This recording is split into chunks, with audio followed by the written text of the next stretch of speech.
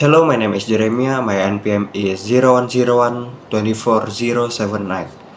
I'm here going to explain about chronology of Mario Dandi Satrio's case. Mario Dandi Satrio became the public spotlight in Indonesia because of his abuse of David Ozora in early 2023, which is involved serious violence and issues of privilege. Mario is the son of a former tax official, raising concerns about the integrity of Fed official. This case sparked public anger because Mario's lifestyle on social media did not match his parents' income. Jadi di sini Mario Dandi Satrio jadi sorotan publik di Indonesia karena penganiayaan terhadap David Ozora pada awal 2023 yang melibatkan kekerasan serius dan isu privasi. Mario adalah anak mantan pejabat pajak, menimbulkan masalah integritas pejabat negara.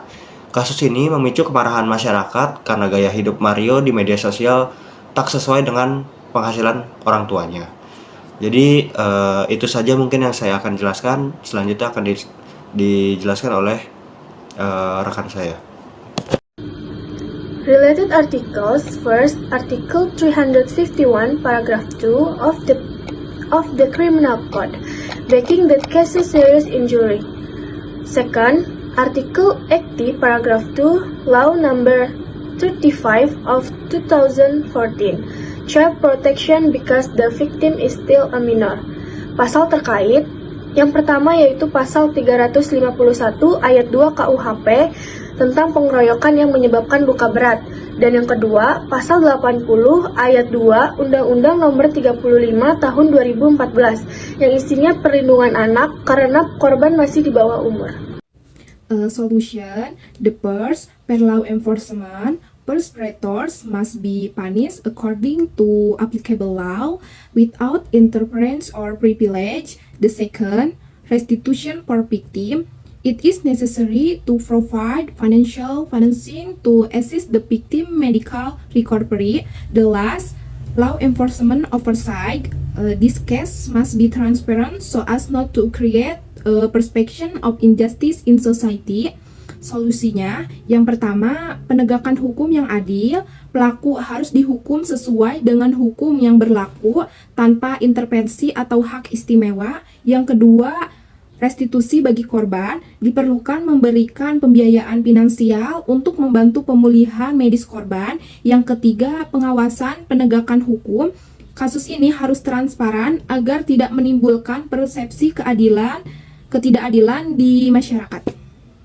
Okay, my name is Kelvin. Chronology. This case started with a land inspection innovation PT Ciputra Development TBK with the resident living in the Cengkareng West, Jakarta. PT Ciputra claims to have a right to land occupied by resident 4 years. PT Ciputra is trying to development property project in the area while residents are opposing their removal because they feel they have lived on the land for a long time without and recondemnation of the tire light. Kasus ini berawal dari sengketa tanah yang melibatkan PT Ciputra Development Tbk dengan warga yang tinggal di Cengkareng, Jakarta Barat. PT Ciputra mengklaim memiliki hak atas lahan yang dihuni oleh warga selama bertahun-tahun. PT Ciputra berusaha mengembangkan proyek properti di wilayah tersebut, sementara warga menentang pemindahan mereka karena merasa sudah menetap di tanah tersebut sejak lama tanpa adanya pengakuan atas hak kuasa. Articles number 33 of the 1945 Constitution control and use of the land for public purpose, and number 2 Article 18 Law number 5 of 1960 UUPA land right. Article number 6 Law number 2 of 2012 proposement of land for public purpose. Pasal terkait pasal UU nomor 33 tahun 1945 menguasai dan pemanfaatan tanah untuk kepentingan umum. 2. Pasal nomor 18 UU nomor 5 tahun 1960 UU PA hak atas tanah, dan nomor 3 pasal nomor 6 pasal 6 Perpu nomor 2 tahun 2012 penggandaan tanah untuk kepentingan umum. Sekian, terima kasih. My name is Alan Samediana with NPM is 0101 24075. Solution. The first is negotiation and mediation. The government or a third party can act as a mediator to reach an agreement that benefit both parties. The second, compensation and relocation. PT Ciputra can provide compensation or facilitate relocation for affected residents. And the last, settlement through court. If no agreement is reached, both parties can take the case to court for further decision. Solusinya itu ada 3. Yang pertama itu negosiasi dan mediasi.